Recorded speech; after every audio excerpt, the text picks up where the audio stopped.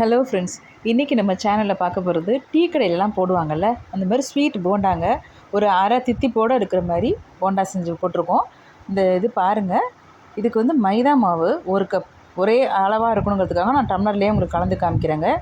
எந்த measuring cup நீங்கள் எடுத்தாலும் அதில் 1 கப் மைதா மாவு, அரை கப் அரிசி மாவு, அரை கப் சர்க்கரை, தயிர் வந்து ஒரு 2 டீஸ்பூனுங்க. நம்ம வந்து நான் 100 கிராம் எடுத்தனால 2 டீஸ்பூன் போடுறேன். நீங்கள் அளவு கூட போட்டிங்கன்னா அதுக்கேற்ற மாதிரி எல்லாத்தையும் போட்டுருங்க. ஏலக்காய் பொடி ஒரு 2 சிட்டிகை, உப்பு 1 சிட்டிகை, ஒரு 2 சிட்டிகை வந்து பேக்கிங் சோடா, ஆப்ப சோடா சொல்லுவோம்ல அதுங்க.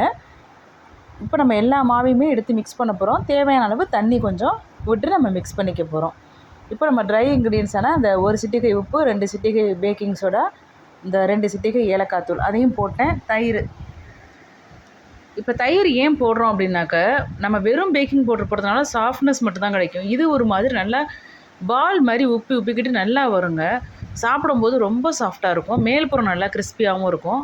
ரொம்ப அரை தித்திப்பாக இருக்கிறதுனால ரொம்ப டேஸ்ட் நல்லா இருக்குங்க. எல்லாருனாலையும் சாப்பிட முடியும். நீங்கள் ஒரு முறை ட்ரை பண்ணி பாருங்கள். பிடிச்சிருந்துச்சுன்னா நம்ம சேனலை சப்ஸ்கிரைப் பண்ணிக்கோங்க. இந்த மாதிரி ஈஸியான ரெசிபிஸ் எல்லாமே நம்ம சேனலில் ஒன்று ஒன்றா போட்டுருக்கோங்க. பார்த்துட்டு சப்ஸ்கிரைப் பண்ணிக்கோங்க, லைக் பண்ணுங்கள், ஷேர் பண்ணுங்கள், கமெண்ட்ஸில் சொல்லுங்கள். இப்போ இந்த அளவுக்கு இது உங்களுக்கு ஒரு இட்லி மாவு கன்சிஸ்டன்சியில் இருக்குது. நம்ம இப்படியே இருந்துச்சுன்னா நம்ம அப்படியே கிள்ளி போட்டுக்கலாங்க கையினால் எடுத்து. அப்படி இல்லைனாக்கா நம்ம கொஞ்சமாக நம்ம வந்து பிகினர்ஸாக இருக்கும், பயமாக இருக்குது எண்ணெயில் விடுறதுக்கு அப்படிங்கும்போது டக்கு நீங்கள் என்ன பண்ணுங்கள், ஒரு 2 டீஸ்பூன் தண்ணி கலந்தீங்கன்னா அது இந்த அளவுக்கு ஒரு தோசை மாவு பதத்துக்கு வரும். அதுக்கப்புறமா நீங்கள் எண்ணெயில் இருந்து பாருங்கள், அப்படி அழகாக உப்பி வருது பாருங்கள். இந்த மாதிரி தான் இருக்கும், அது நல்லா பால் ஷேப்பில். இப்போ நான் வந்து எண்ணெய் வந்து நான் ரொம்ப எப்பவுமே வேஸ்ட் பண்ணக்கூடாதுங்கிறதுக்காக கம்மியாக தாங்க வைப்பேன். இன்னுமே எண்ணெய் வச்சோம்னா அது தானாகவே உப்பிக்கும், அப்படியே திரும்பிக்கும் உங்களுக்கு.